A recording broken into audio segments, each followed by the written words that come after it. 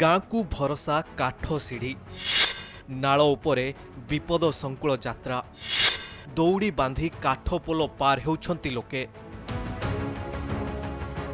ଦଶନ୍ଧି ବିତିଗଲାଣି ହେଲେ ଗାଁକୁ ହେଲାନି ଭଲ ରାସ୍ତା। ଲକ୍ଷାଧିକ ଟଙ୍କା ଖର୍ଚ୍ଚ ହୋଇ ପୋଲ କରାଯାଇଥିଲେ ବି ଠିକାଦାରଙ୍କ ମନମୁଖୀ କାମ ଯୋଗୁଁ ପୋଲ ଧୋଇଗଲା। ଏବେ ଗମନାଗମନର ମାଧ୍ୟମ ପାଲଟିଛି କାଠ ପୋଲ। ରାତି ପାହିଲେ ସମ୍ବଲପୁର ଜମନକିରା ବ୍ଲକ ଚିରିଗୁଣଖୋଲ ଗାଁରେ ଲୋକମାନେ ସମସ୍ୟା ଭୋଗୁଛନ୍ତି। ଗାଁରୁ ବାହାରିଲେ ଭେଡେ ନାଳ ପାରି ହେବାକୁ ପଡ଼େ। ଆଗରୁ ଲୋକେ ଦୌଡ଼ି ବାନ୍ଧି ନାଳ ପାର ହେଉଥିଲେ, ଏବେ କାଠରେ ସିଡ଼ି ତିଆରି କରି ବିପଦ ସଂକୁଳ ଭାବେ ପାର ହେଉଛନ୍ତି। ଠିକାଦାରଙ୍କ ମନମୁଖୀ କାମ ଯୋଗୁଁ ଆଜି ଲୋକଙ୍କ ଏହି ଅବସ୍ଥା। ଏନେଇ ବହୁବାର ଅଭିଯୋଗ ହୋଇଛି, ମାତ୍ର ସମାଧାନର କୌଣସି ବାଟ ବାହାରିନି। ଯିବାର ଆବାର ବହୁତ ଅସୁବିଧା। ଯେମିତି ଯିବୁ ଆମୁ ବୋଲେ ଛୁଆ ପିଲା କେହି ଯାଇ ଆସିନି ପାର। ବହୁତ ଅସୁବିଧାରେ ଜାନା କରଛନ୍। ଉଡ଼ି ଉଡ଼ି ଯିବାର ବେগে ସେ କେନେ ଡିପଚି ଲୋକି ଧରିକିରି ଛାଟ ଲଗେଇକିରି ଯିସୁଁ ଆଇସୁଁ।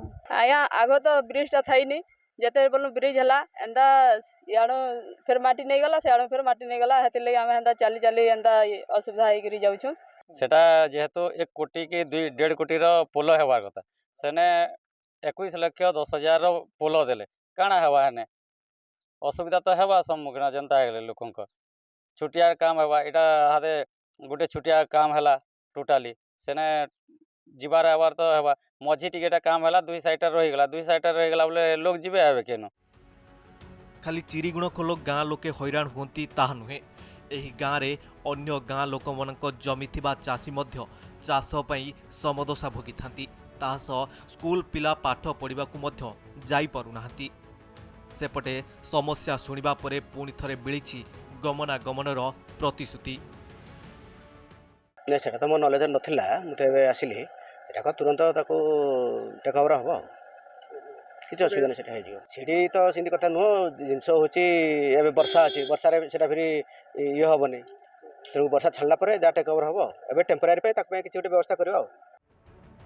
ଦୌଡ଼ିରୁ ନେଇ କାଠ ପୋଲରେ ନାଳ ପାର ହେଉଛନ୍ତି ଗାଁର ଛୋଟରୁ ବଡ଼।